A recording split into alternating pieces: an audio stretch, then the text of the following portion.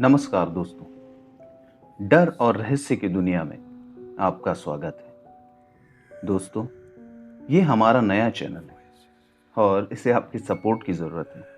तो प्लीज़ हमारे इस चैनल को सब्सक्राइब करें और बेल आइकन को भी दबा दें ताकि भविष्य में आने वाली वीडियोस का मज़ा आप ले सकें। तो चलिए दोस्तों, शुरू करते हैं हमारी आज की कहानी।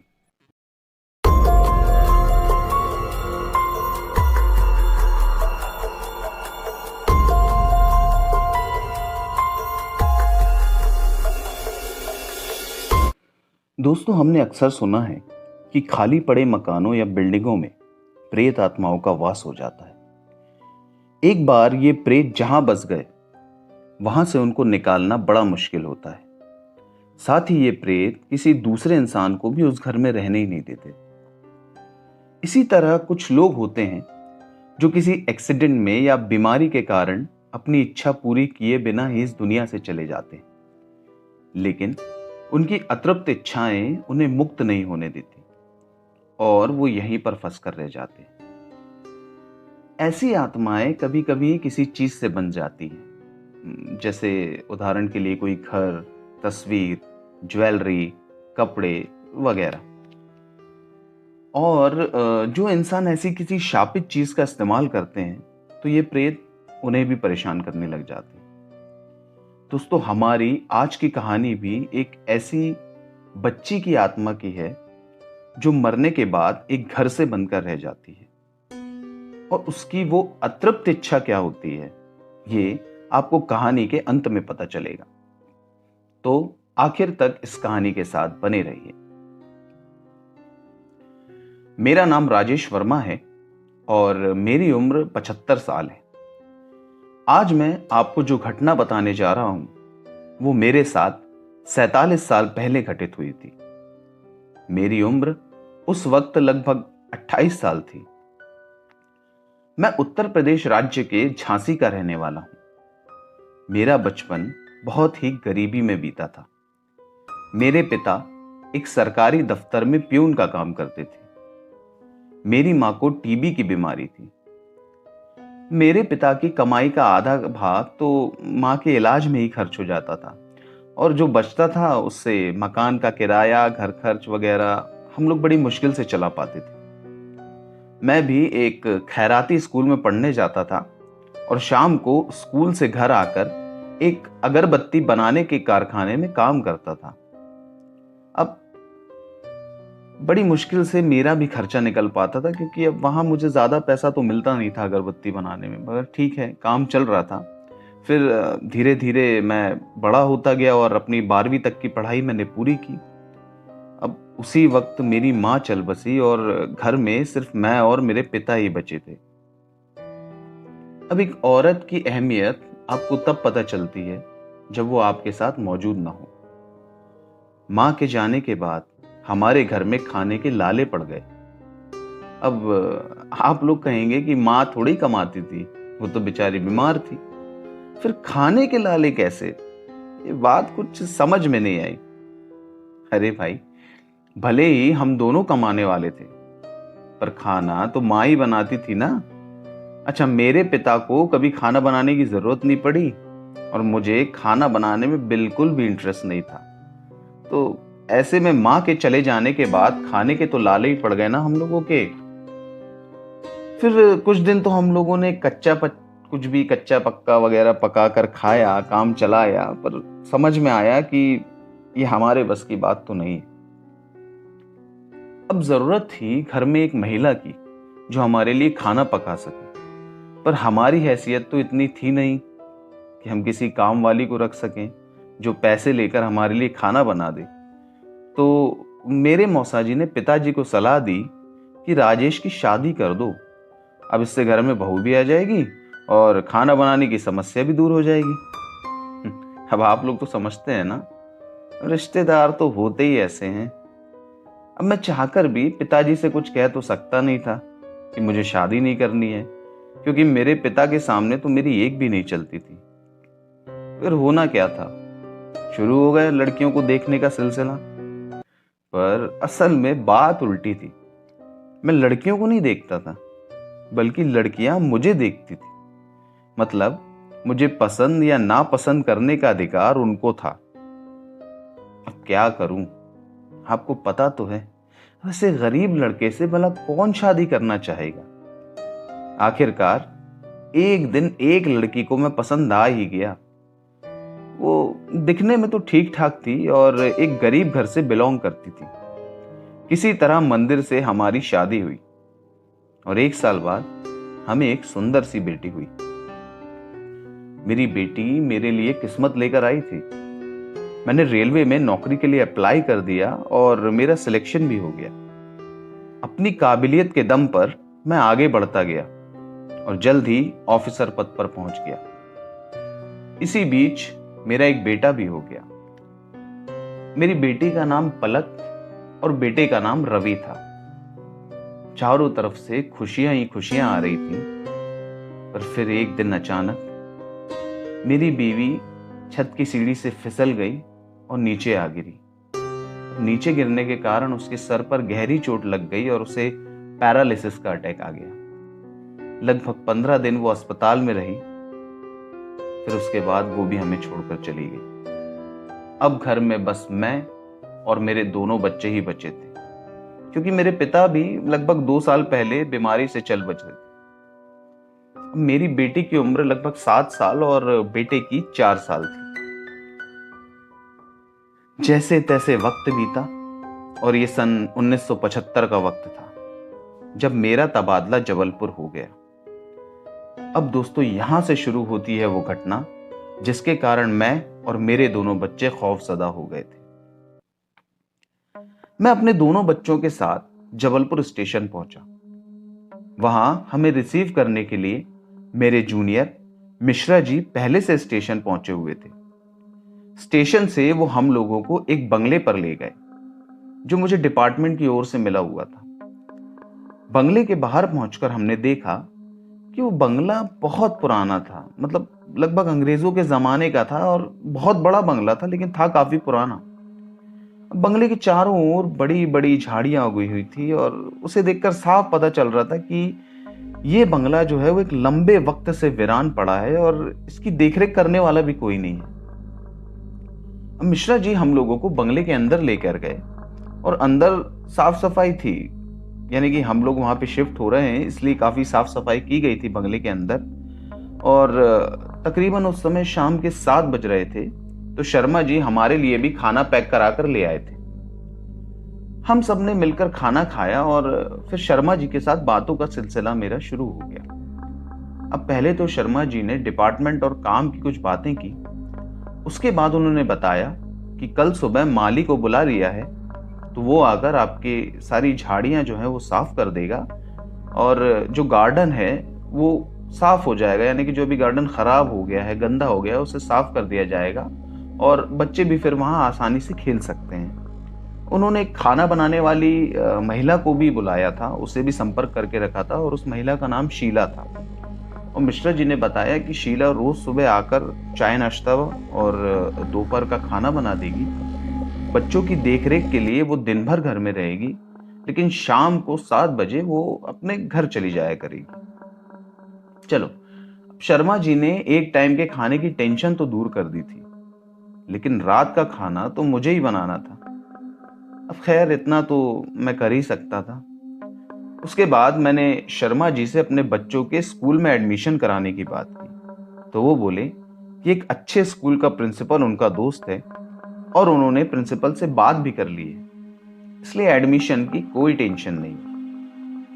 मैंने शर्मा जी को धन्यवाद दिया और परसों से ऑफिस ज्वाइन करने का कहकर उन्हें विदा किया। अब हम सब काफी थक चुके थे, तो उस रात हम सभी हॉल में ही सो गए, यानी कि मैं और मेरे दोनों बच्चे, हम तीनों हॉल में ही सो गए थे। अगले दिन सुबह शीला घर पर आ गई और साथ ही माली भी आ गया था। अब दोनों ही आते ही साथ अपने अपने काम में लग गए। दिन भर मैंने और बच्चों ने अपने घर को पूरा जमाया। बच्चों ने बड़ी सी खिड़की वाले कमरे को अपना बेडरूम बनाया था, यानी बच्चों ने जिस कमरे को चुना था उस कमरे में एक बड़ी सी खिड़की लगी थी और उस खिड़की पर एक बड़ा सा कांच था और उसके जस्ट अपोजिट साइड गार्डन का एक एरिया आ रहा था। यानी कि बच्चों के उस खिड़की से बाहर गार्डन दिखता था। अब बच्चों के जो बाजू वाला कमरा था उसे मैंने भी अपना बेडरूम बना लिया था, तो पूरा दिन हम लोगों का इन्हीं व्यवस्थाओं में निकल गया। और शाम को लगभग 7 बजे शीला अपने घर जाने लगी, तो मैंने उससे कहा कि कल से मैं ऑफिस जाऊंगा, तो तुम अपने घर जाने के पहले मुझे एक बार फोन कर देना। और मेरा नंबर मैंने अपना इस डायरी में लिख दिया है। तो ठीक है साहब बोलकर वो भी अपने घर चली गई। अब उस रात बच्चे अपने बेडरूम में सोने चले गए और मैं अपने बेडरूम में चला गया। अब जैसा मैंने आपको बताया, बच्चों का बिस्तर उस बड़ी सी खिड़की के पास लगा हुआ था। रात के तकरीबन 12 बजे जब बच्चे अपने बिस्तर पर सो रहे थे, पलक को लगा कि छत पर कोई जोर जोर से यहां वहां दौड़ रहा है। अब उसने काफी देर तक ये बात नोटिस की। फिर उसे लगा कि हो सकता है कोई बिल्ली होगी जो यहाँ वहां उछल कूद कर रही होगी। तो फिर उसने उस चीज को इग्नोर किया और सोने की कोशिश करने लगी। अचानक उसे छत से किसी के नीचे गिरने की आवाज आई, जो खिड़की के जस्ट बाहर से आई थी। उसने खिड़की के कांच से जब बाहर देखा तो उसे कुछ भी दिखाई नहीं दिया। अब यहां पलक सोच में पड़ गई कि आखिर हुआ क्या। अब काफी देर तक उसने खिड़की से बाहर झांका, पर उसे तब भी कुछ नहीं दिखा। तो उसने सोचा कि सोने में ही भलाई है। तो जैसे ही अपने बेड की तरफ मुड़ने वाली थी कि अचानक उसे बंगले की बाउंड्री वॉल पर कोई चलता हुआ दिखाई दिया। अब अंधेरे में उस साए के सिर्फ लंबे बाल दिख रहे थे, जो बड़े अजीब ढंग से हिलते डुलते उस बाउंड्री वॉल पर वो साया चल रहा था। पलक ये देखकर बहुत घबरा गई और तुरंत बेड पर आकर रवि से लिपटकर सोने की कोशिश करने लगी। आखिरकार किसी तरह वो रात बीत गई। सुबह होते ही पलक ने मुझे सब कुछ बताया, लेकिन मैंने उसे इसका एक बुरा सपना समझकर टाल दिया। अब होता है ना, अब छोटे बच्चे हैं, होता है कई बार बुरा सपना देखकर डर जाते हैं। तो मुझे शायद यही लगा कि मेरा बच्चा डर गया होगा और फिर बच्चे बड़बड़ाते भी इन सब बातों को लेकर, तो मैंने उस बात को अवॉइड कर दिया था। फिर सुबह सुबह शीला भी अपने समय पे आ गई और मेरा टिफिन तैयार करने लगी। सुबह 10 बजे शर्मा जी मुझे रिसीव करने गाड़ी लेकर आ गए और मैंने बच्चों को शीला के सुपुर्द किया और शर्मा जी के साथ ऑफिस निकल गया। शाम के लगभग 7 बजे शीला का कॉल आया कि वो अपने घर जा रही है। तो मैंने उसे कहा कि बच्चों को बता दे, मैं लगभग आधे घंटे में घर पहुंच जाऊंगा। फिर 7:30 बजे मैं अपने घर पहुंचा और रात का डिनर बनाने में लग गया। तो खाना खा के हम लोग लगभग 11 बजे अपने अपने कमरों में सोने चले गए। अब रात के 12 बजते ही पलक को फिर से छत पर किसी के भागने की आवाजें आने लगी। अब मैं आपको एक चीज और बता दूं कि मेरी बेटी पलक, वो है तो छोटी सी बच्ची, लेकिन बहुत निडर है, वो डरती नहीं है। तो पलक ने बहुत देर तक इस चीज को महसूस किया। फिर देखने के लिए कि कौन है ये सब कर रहा है, वो छत की ओर चली गई। अब जो छत थी वो हमारे घर से बाहर की ओर थी, यानी कि घर के जो मेन डोर है, मेन डोर से आपको बाहर जाना पड़ता है, तो फिर छत की सीढ़ियां चढ़नी पड़ती हैं ऊपर जाने के लिए। तो पलक धीरे धीरे सीढ़ियां चढ़ने लगी और आगे बढ़ते हुए उसने धीरे से छत का दरवाजा खोला। अब अंधेरे में पहले तो उसको कुछ भी दिखाई नहीं दिया। फिर अचानक उसे छत की मुंडेर पर कोई चलता हुआ दिखाई दिया। ये जो चल रहा था वो लगभग 8 से 9 साल की कोई बच्ची थी, जिसने सफेद रंग का कुछ कुर्ते जैसा पहना हुआ था, जो उसके घुटनों के नीचे तक था और उसके कमर तक काले लंबे बाल थे। अब पलक उसे देख ही रही थी कि वो लड़की एक तेज चीख के साथ छत से नीचे कूद गई और धप की आवाज आई। अब ये आवाज सुनकर पलक घबरा गई और वो नीचे की ओर भागी। अब वो लड़की गार्डन की उसी हिस्से में कूदी थी जहां से पलक का कमरा दिखता था, यानी कि जहां से ये खिड़की थी, जो कांच वाली खिड़की थी, उसके जस्ट बाहर का जो एरिया था गार्डन का, वो वहीं पर आकर वो लड़की कूदी थी। अब पलक डरते डरते भागते हुए नीचे आई और घर के दरवाजे पर पहुंची। अब जैसे ही वो घर के दरवाजे पर पहुंची तो उसने देखा कि रवि गार्डन की ओर चला जा रहा था। अब रवि अचानक से गार्डन की ओर क्यों जा रहा है, तो ये बात देखकर और सोचकर पलक थोड़ा सा हैरान रह गई। तो पलक ने रवि को पहले आवाज लगाई। जब उसने रवि को आवाज लगाई तो रवि रुका नहीं।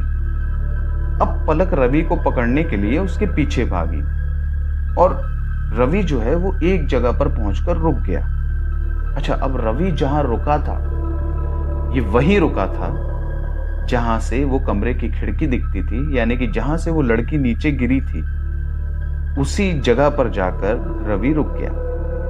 पलक दौड़ते हुए रवि के पास पहुंची और उसने रवि के कंधे पे हाथ रखा और अपनी तरफ उसे मोड़ने ही वाली थी, तभी उसकी नजर खिड़की के अंदर पड़ी और खिड़की के अंदर उसने देखा कि रवि तो बेड पर सो रहा है। तो जब रवि वहां है तो ये कौन है? अब पलक ने जैसे ही उस बच्चे का मुंह अपनी तरफ घुमाया तो उस बच्चे के आंखों की जगह उसे गहरे काले गड्ढे दिखाई दिए और उस बच्चे का चेहरा एकदम सफेद। पलक उसे देखते ही बहुत तेज चीखी और वो घर के अंदर की ओर भागी, लेकिन वो जैसे ही दरवाजे तक पहुंची तो किसी ने जोर से उसका हाथ पकड़कर खींच लिया और उसे घसीटते हुए ले जाने लगा। अब पलक की चीख सुनकर मेरी भी नींद उड़ गई, तो मैं हड़बड़ाकर उठा और तुरंत उस कमरे में भागा, पर वहां तो बस रवि सो रहा था। मैं पलक को पूरे घर में तलाश करने लगा। मैंने उसे हर जगह देखा, किचन में, वॉशरूम में, सभी जगह देखा। पलक मुझे कहीं नहीं दिखी, लेकिन फिर मैंने देखा कि घर का दरवाजा खुला हुआ है। मैं तुरंत घर के बाहर भागा और देखा कि आम के पेड़ के नीचे कोई जमीन पर गिरा हुआ है।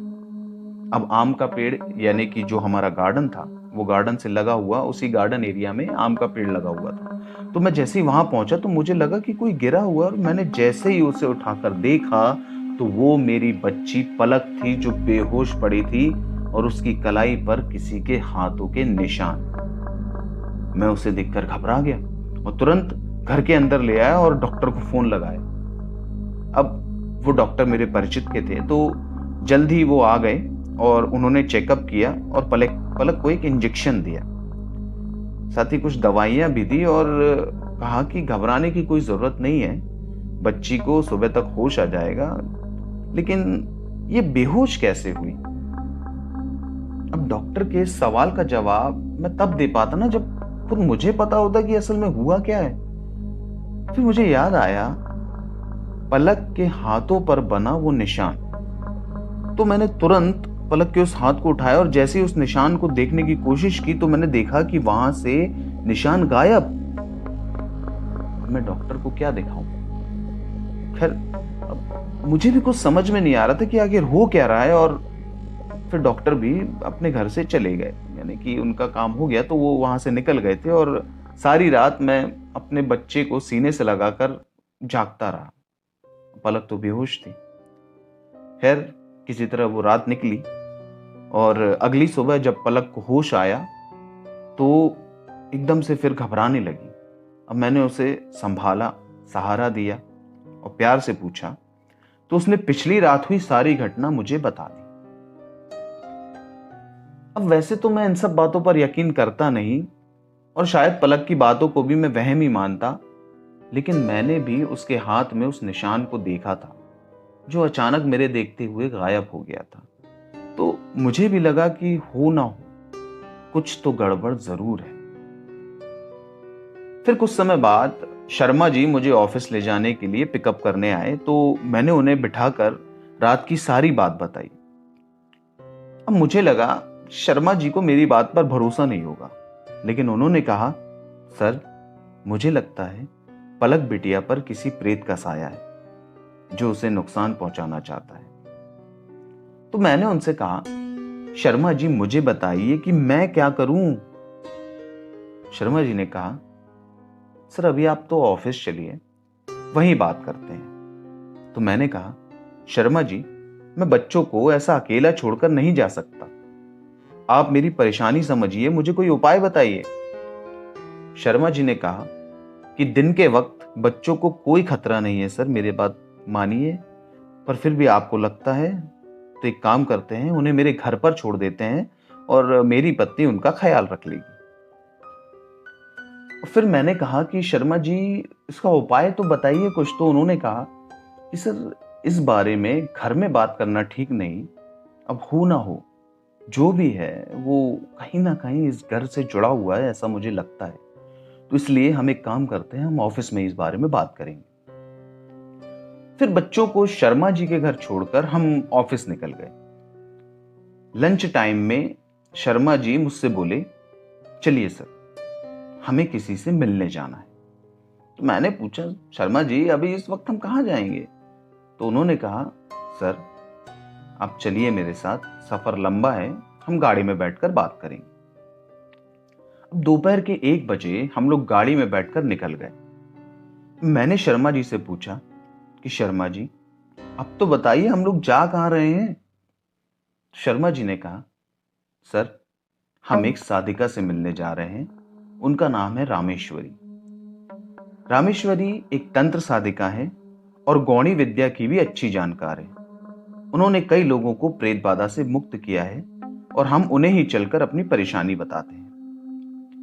अब आप लोग ये सोच रहे होंगे, ये गौणी विद्या जो शब्द आया है इसका अर्थ क्या है? तो दोस्तों मैं बता दूं कि जबलपुर और मंडला के आसपास के जो इलाके हैं वहां पर एक जनजाति जिसे गौंड कहते हैं, उनका निवास है उस एरिया में। तो वो जिस भी देवी देवताओं को पूजते हैं और उनकी कुछ अलग प्रकार की पूजाएं होती हैं, उसमें कई बार काला जादू या इस तरह की कुछ क्रियाएं, तंत्र क्रियाएं भी होती हैं, तो उसे ही गौणी विद्या कहा जाता है। तो जो रामेश्वरी जी थी वो उस गौणी विद्या की अच्छी जानकार थी।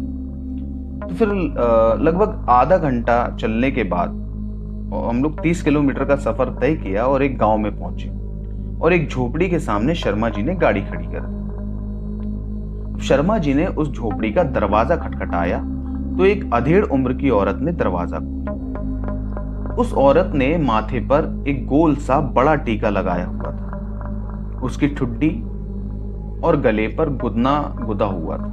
गुदना यानी कि टैटू, जो अक्सर आपने देखा होगा ना कि गांव के लोगों ने अपने हाथ पे कभी नाम लिखवाते हैं या इस टाइप का कुछ करते हैं। तो पुराने ज़माने से ये चला आ रहा है, तो वैसे ही उनने गुदवाया हुआ था और अपने गले में और दोनों पैरों पर चांदी के बड़े बड़े छल्ले पहने हुए थे। अब शर्मा जी ने देखते ही प्रणाम किया और जैसे ही कुछ बोलने को हुए तो उनके बोलने से पहले ही रामेश्वरी बोली, तेरी बेटी के ऊपर किसी प्रेत आत्मा का साया है।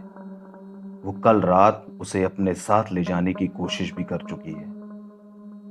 अब ये बात उन्होंने मेरी तरफ देखकर बोली थी। अब मैं अवाक सा उनके चेहरे की तरफ देखता रह गया। वो फिर से बोली, तेरी बेटी की जान खतरे में है, जल्दी ही कुछ करना पड़ेगा, तू यहीं पर रुक। अब ये बोलकर वो घर के अंदर गई और 2 मिनट बाद वो अपने साथ एक कागज की पुड़िया लेकर आई और मेरे हाथों में देते हुए बोली, ये अभिमंत्रित विभूति है, शाम होते ही अपने बच्चों के माथे पर लगा देना और तू इसे खुद भी लगा लेना। मैं ठीक रात के 12 बजे तेरे घर पर आऊंगी। ये ले सामान की लिस्ट, इसे लाकर रख लेना और एक कागज पर अपना पता लिखकर मुझे दे दे। अब इतना कहकर वो चुप हो गई तो मैंने भी तुरंत एक कागज निकाला और उस पर अपना पता लिखा और उन्हें दे दिया और उन्होंने हमें जाने का इशारा कर दिया। अब शाम को रामेश्वरी के कहे अनुसार मैंने अपने दोनों बच्चों के सर पर विभूति लगा दी और शर्मा जी भी रुके हुए थे तो मैंने उन्हें भी लगाई और खुद भी लगा ली। अब हमने रात का खाना खाया और डरे सहमे से हम हॉल में बैठकर रामेश्वरी जी का इंतजार करने लगे। अब रात के ठीक 12 बजे रामेश्वरी जी हमारे घर पर आई। पहले तो उन्होंने पूरे घर को देखा, फिर वो छत की ओर गई। उन्होंने छत का जायजा लिया, फिर आई और आम के पेड़ को भी देखा और घर के अंदर आई। अब घर के अंदर आते ही साथ वो बोली, ये जो कोई भी आत्मा है उसका इरादा जानना बहुत जरूरी है कि आखिर वो चाहती क्या है और उसकी कौन सी इच्छा अधूरी है। मैंने जो सामान मंगवाया था वो ले आए। अब मैंने तुरंत वो सामान से भरी थैली उनके सामने रख दी। सबसे पहले उन्होंने एक नींबू में 11 लौंग गड़ाई, फिर उन्होंने खड़ी उड़द, कुमकुम, पीली सरसों और लौंग को मिलाकर एक मिश्रण बनाया और उस मिश्रण से एक गोल घेरा बनाया। अब उन्होंने उस घेरे में उस नींबू को रख दिया जिस पर उन्होंने लौंग लगाई थी और कुछ मंत्र पढ़कर सिंदूर छिड़का और फूल चढ़ाया। फिर वो एक सरसों के तेल का दीपक जलाकर उस नींबू के सामने बैठ गई और मंत्रोच्चारण करने लगी। देखते ही देखते वो नींबू हवा में उठा और घर के बाहर सीढ़ियों से होता हुआ छत की ओर जाने लगा। रामेश्वरी जी ने मुझे और शर्मा जी को उस नींबू को फॉलो करने को कहा, तो हम लोग भी वो नींबू के पीछे पीछे जाने लगे।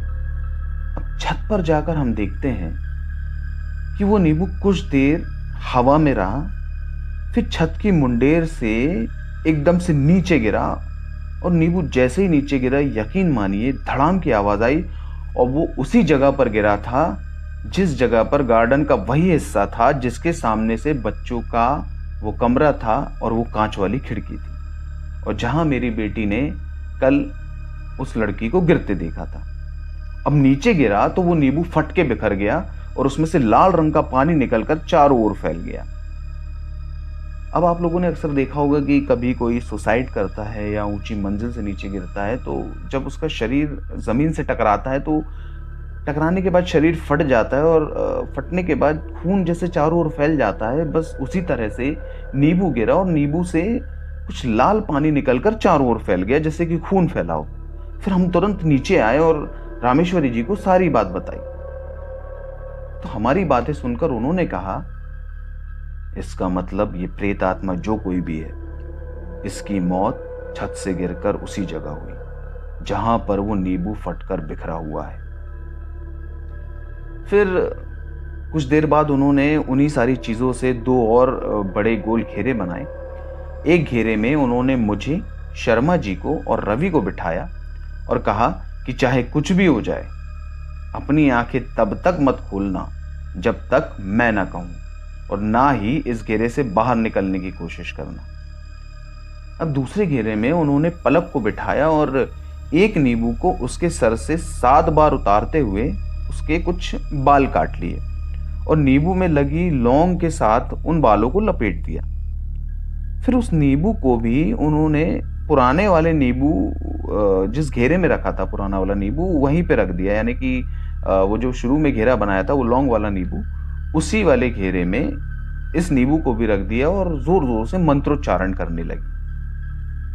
अब अचानक से देखते ही देखते कमरे का माहौल बदल गया और सारी लाइटें बंद हो गई। सिर्फ उस दिए की रोशनी ही पूरे कमरे में फैली हुई थी जिस दिए को रामेश्वरी जी ने जलाया था। यानी कि उस दिए के जलने से जितना उजाला आ रहा था, ये मान लीजिए सिर्फ उतना ही उजाला उस कमरे में फैला हुआ था।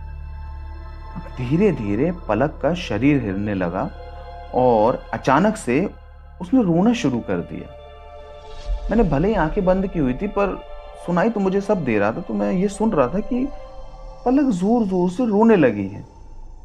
अब पलक की आवाज लगभग 7 या 8 साल की बच्ची की आवाज जैसी समझ में आ रही थी और धीरे धीरे वो रोते हुए बोली, आंटी आप बहुत गंदे हो, आपने मेरी दोस्त को ऐसा क्यों कर दिया?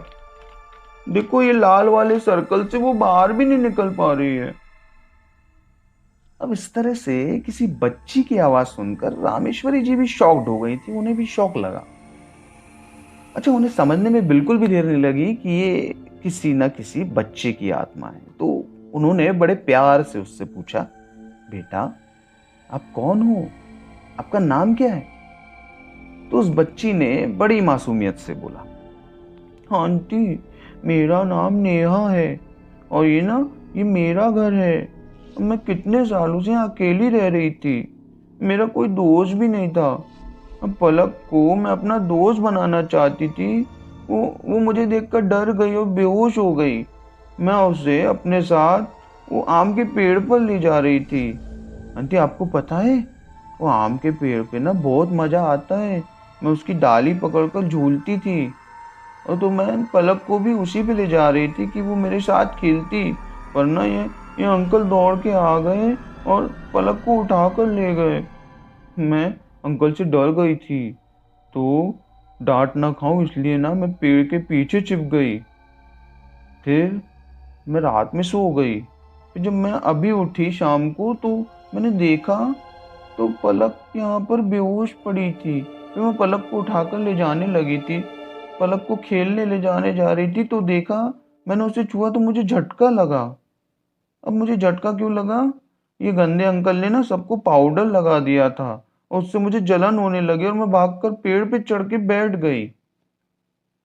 अब रामेश्वरी जो थी वो ये बात सुन के समझ गई कि ये कोई बुरी प्रेतात्मा नहीं है, एक मासूम बच्ची की आत्मा है जो पलक को नुकसान तो नहीं पहुंचाना चाहती। फिर उन्होंने नेहा की आत्मा से कहा, बेटा आप क्या चाहते हो? पलक को तो ऐसे तकलीफ होती है, उसे चोट लग जाती है ना बेटा। तो उनकी बात सुनकर नेहा बोली, आंटी मेरे मम्मी पापा ना मुझे छोड़ के चले गए थे, मैं ना अकेली इस घर में रहती हूँ, मुझे कोई दोस्त चाहिए जो मेरे साथ खेले। अब उसके ऐसा कहने पर रामेश्वरी ने पलक की एक गुड़िया को उठाया और नेहा को दिखाते हुए कहा, बेटा इसको अपना दोस्त बना लो, ये हमेशा तुम्हारे साथ रहेगी और तुम इसके साथ हमेशा खेल सकती हो और ये तुम्हें छोड़कर कभी नहीं जाएगी। अब रामेश्वरी जी की बात सुनकर पलक, जो कि अभी तक नेहा थी, उसके चेहरे पर मुस्कान आ गई। उसने खुशी से वो गुड़िया रामेश्वरी के हाथ से छीन ली और अचानक वो गुड़िया हवा में उड़ने लगी। यहां पलक का शरीर एकदम से बेसुध होकर धड़ाम से नीचे गिर गया। फिर रामेश्वरी ने हमें अपनी आंखें खोलने को कहा। अब मैंने जैसी अपनी आंखें खोली तो मैंने देखा कि मेरी बेटी बेहोश पड़ी है और मैं उसकी तरफ भागा और उसे अपनी गोद में उठा लिया। अब फिर रामेश्वरी मुझसे बोली, आप लोगों ने सब सुन ही लिया है, अब उस बच्ची की आत्मा संतुष्ट हो गई है, लेकिन फिर भी आप लोगों की भलाई इसी में है कि इस घर को आप छोड़ दें। फिर मैंने रामेश्वरी जी से कहा कि ये बच्ची क्या ऐसे ही हमेशा भटकती रहेगी? तो रामेश्वरी बोली, समय आने पर उसकी आत्मा खुद ब खुद मुक्त हो जाएगी। फिर कुछ देर बाद हम सभी ने देखा कि बंगले की जो वो बाउंड्री वॉल थी, वहां पर उस बाउंड्री वॉल से लगभग ये मान लीजिए 2.5 से 3 फीट ऊपर वो गुड़िया हवा में उड़ रही थी और उसे देखकर ऐसे लग रहा था कि कोई उस गुड़िया से खेलते हुए उसे उस बाउंड्री वॉल पर चल रहा हो और देखते ही देखते वो गुड़िया अंधेरे में कहीं गुम हो गई। फिर अगली सुबह हमने रामेश्वरी जी को उनके गांव छोड़ा और रास्ते में उन्होंने उस नींबू और पलक के बालों को नदी में ही विसर्जित कर दिया था। फिर उसी दिन हम लोग डिपार्टमेंट के गेस्ट हाउस में शिफ्ट हो गए और लगभग 1 हफ्ते में हमें दूसरा घर अलॉट हो गया। फिर मैंने और शर्मा जी ने उस बंगले के एक पुराने माली से मुलाकात की जो गार्डन की देखरेख करता था। उसने बताया कि यहाँ मिस्टर महेश अग्रवाल, जो कि रेलवे के ही एक ऑफिसर थे, अपनी पत्नी और एक बच्ची के साथ रहते थे और उनकी बच्ची का नाम नेहा था। नेहा को कोई मानसिक बीमारी थी जिसका इलाज चल रहा था। दिन पर दिन नेहा की बीमारी बढ़ती जा रही थी। वो गार्डन में खेलते खेलते केचुए को उठाकर खा जाती थी और घंटों आम के पेड़ पर बैठी रहती थी। एक दिन किसी बात पर उसने कांच की बोतल को अपनी माँ के सिर पर दे मारा था। अब शायद हो सकता है कि उसकी माँ उसे डांट रही हो, लेकिन अब नेहा से सहन नहीं हुआ तो उसने कांच की बोतल को उठाया और अपनी माँ के सिर पर मार दिया। अब ये लोग जो देख रहे थे वो देख रहे थे कि धीरे धीरे जो नेहा का नेचर है, जो स्वभाव है, वो हिंसक होता जा रहा था और ये धीरे धीरे एक चिंता का विषय बन रहा था। तो डॉक्टर ने नेहा के माता पिता से कहा कि कुछ दिन के लिए उसे अस्पताल में भर्ती करना होगा ताकि उसका ठीक ढंग से इलाज किया जा सके, क्योंकि अब नेहा का जिस तरीके से हिंसक प्रवृत्ति बढ़ती जा रही थी तो वो किसी को भी चोट पहुंचा सकती थी और शायद खुद को भी पहुंचा ले। लेकिन नेहा ने डॉक्टर की बात सुन ली और अस्पताल जाने से इनकार करने लगी।